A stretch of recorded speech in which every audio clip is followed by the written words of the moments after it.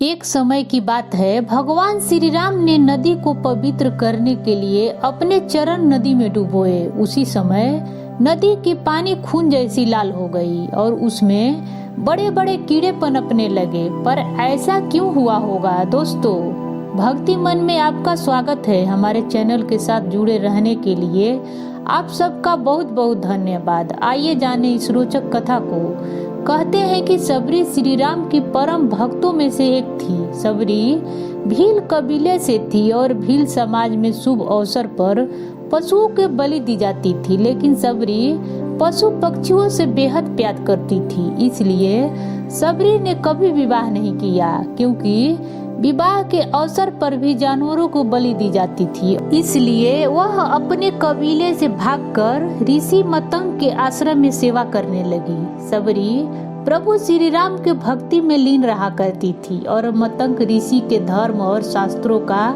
ज्ञान लिया करती थी। मतंग ऋषि त्रिकालदर्शी थे। सबरी के निस्वार्थ सेवा देखकर बेहद प्रसन्न हो गए थे और जब ऋषि मतंग का अंतिम समय निकट आ गया तब उन्होंने सबरी को आशीर्वाद दिया था कि एक दिन भगवान विष्णु के अवतार प्रभु श्री राम तुम्हारे कुटिया में आकर तुम्हें साक्षात दर्शन देंगे।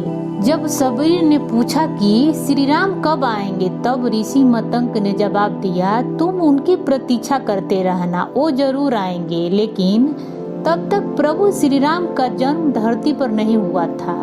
सबरी कुटिया में रहकर रोज भगवान श्री राम के आने का इंतजार किया करती थी। वो रोज उसने आश्रम के रास्ते से कांटे पत्थर झाड़कर रास्ते में फूल बिछाया करती थी और जंगल से ताजे ताजे फल लाकर प्रभु श्री राम के लिए रखा करती थी। ऐसा करते करते सबरी को 1000 साल बीत गए, लेकिन ऐसा कोई दिन नहीं आया होगा कि सबरी ने प्रभु श्री राम का आगमन का तैयारी न की होगी। एक दिन जब सबरी अपने आश्रम के रास्ते में झाड़ू लगा रही थी, तब कुछ ऋषि मुनि पास के नदी में स्नान करने जा रहे थे।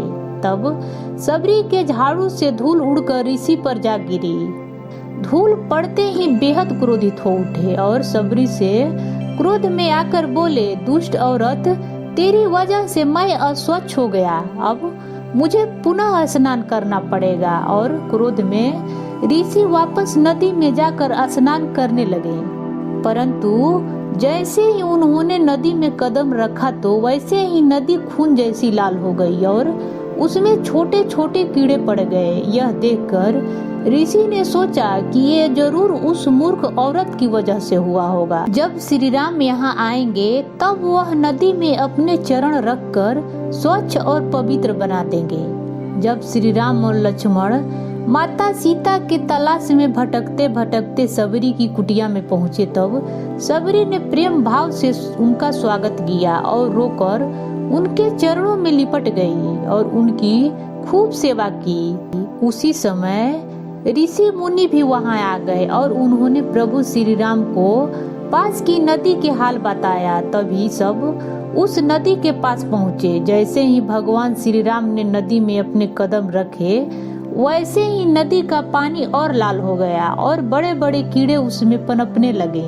यह देखकर सभी लोग दंग रह गए। फिर श्री राम ने सबरी को बुलाकर सबरी के चरण नदी में डालने को कहा। सबरी ने चरण नदी में पड़ते ही नदी का वापस स्वच्छ और पवित्र हो गया, क्योंकि प्रभु श्री राम भले ही अपना मान थोड़ा कम कर दे, लेकिन अपने भक्तों का मान कभी कम नहीं होने देते हैं। दोस्तों, ये थी भगवान श्री राम के अनन्य भक्त सबरी से जुड़ा हुआ रोचक कथा। कैसा लगा कमेंट बॉक्स में बताएं। और अगर आप माता सबरी से सहमत हैं तो कमेंट में जय श्री राम जरूर लिखें और पसंद आए तो लाइक करें। मेरे चैनल को सब्सक्राइब करना न भूलें। धन्यवाद।